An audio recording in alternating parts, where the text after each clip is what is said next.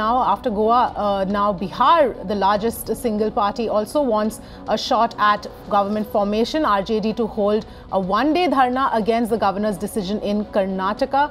RJD has requested the Bihar governor to dissolve the state government and, like in Karnataka, invite the single largest party, which in Bihar is the RJD. Let's go across to Meenakshi for more details. Meenakshi, this is seeming to now have some sort of a domino effect after Karnataka. We just spoke to Herman about Goa, and now we are seeing a similar thing happening in Bihar.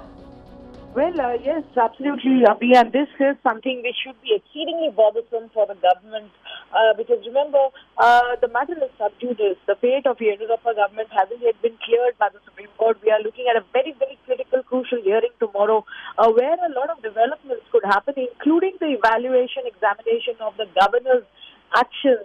So the decks for Yediyurappa are not yet clear. The decision of the government has not yet been vetted or approved by the Supreme Court of India. The matter is sub judice. That apart, what this has done is it has given the perfect opportunity to all the other disgruntled parties across India to now be voicing aloud their displeasure. Earlier in the day, we heard from DMK's Stalin as well, where he called it also a murder of democracy. And just a short while back, now, this is news coming from Bihar. Tejasvi Yadav has categorically made this statement as to how the RJD would be holding a one-day dharna against what he calls the murder of democracy in Karnataka. Alongside, he is also now looking to sort of like capitalize on the scenario, given the fact that the governor of Karnataka has favored the doctrine of single largest party, and therefore a long expected lines of the Tejasvi is wanting to take advantage of the same principle now being applied to Bihar. Why shouldn't it apply to Bihar? That's right.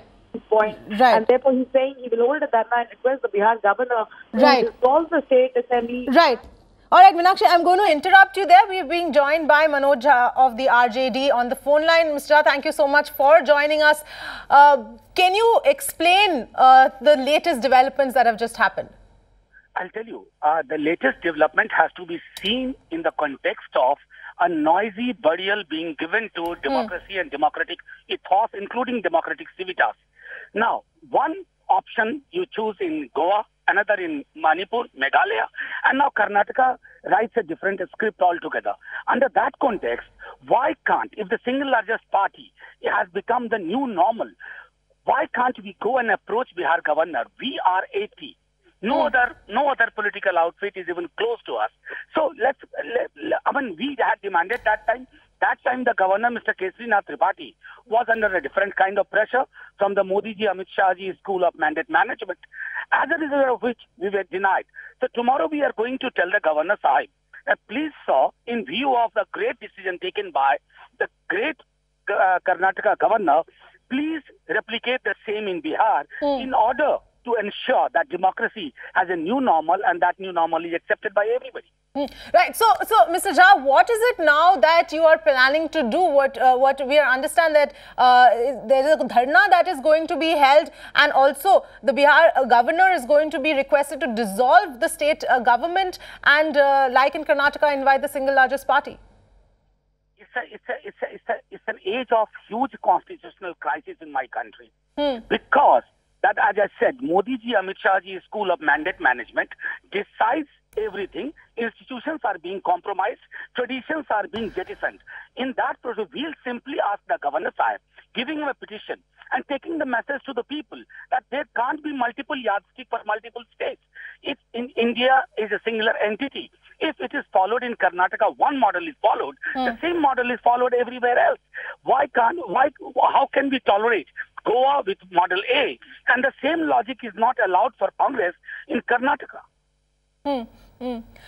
But Mr. Jha, now, is this the best way to go about it? Isn't there a better way to try and approach the courts, perhaps, to figure out what is it that, what is it that you want and how to go about it if you believe that there is different rules being followed for different states, instead of going ahead and directly requesting the governor to dissolve the assembly and causing more confusion in the entire state?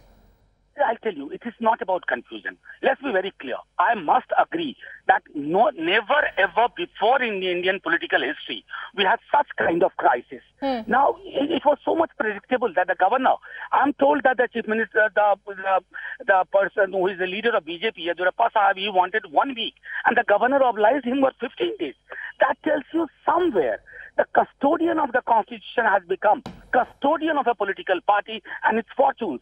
In that context, it's an attempt to save democracy. We are going to, we are not going to go for anarchic methods. We are simply going to petition, take the matter to the people of Bihar. Look, you give us the mandate. Our mandate was robbed on direction of we all know whom. Now, that mandate has to be restored in view of what the Governor Sahib has done in Karnataka. There has to be a tradition. You can't have multiple traditions, and one tradition is contradiction with another tradition. Right. So, Mr. Jha, you're saying you want the people to decide, and the people to decide as far as in terms of who rules the state. But how do you plan on doing that? Do you want fresh elections? First, we'll petition the Governor Sahib. We would want him to draw the lessons of wisdom from Karnataka governor and take the, mark my words, I'm telling you, in coming days, there shall be a massive protest all over India. No, but Mr. Jha, sorry to interrupt you, but I have one question. Why today? Because as we know, in case of Karnataka, the Supreme Court is going to take a call tomorrow. It does have different options in front of it. Why not rely on the wisdom of the top court of this country and wait for that judgment and then take a call? You are right. I'll tell you very frankly, the only hope in this dark, difficult times is our Honorable Supreme Court. Yes. But at the same time, if you don't remember, I'll tell you, whole midnight we waited for the Governor Sahib to respond to us. He suddenly went to hospital. But he was available for Mr. Sushil Kumar Modi and Mr. Nitish Kumar. That tells you that the position of governor is being compromised. And that's a dangerous signal. That is why we are again going to restart and tell the Governor Sahib. Now, there's a new governor in Bihar. We'll tell him to reverse that order, give us a chance because we are the single largest party. But Mr. Jha, here you're assuming, are you preempting what the Supreme Court is going to decide tomorrow? Because you're assuming it is going to go one way.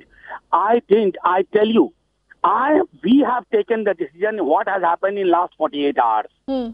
That political decision had to be taken because people in Bihar, they simply disturbed since July last, the kind of robbing of the mandate. No, Mr. Jha, you're moving away from the question and you're not able to answer. My simple question is why not wait for a few more hours? The hearing, the final hearing in the case of Karnataka is being held tomorrow at 10:30 a.m. So why bring up this entire issue before the Supreme Court even gives its decision? First of all, I told you, I repeat, our only hope and the hope of millions of Indians is only in Supreme Court in these dark and difficult times.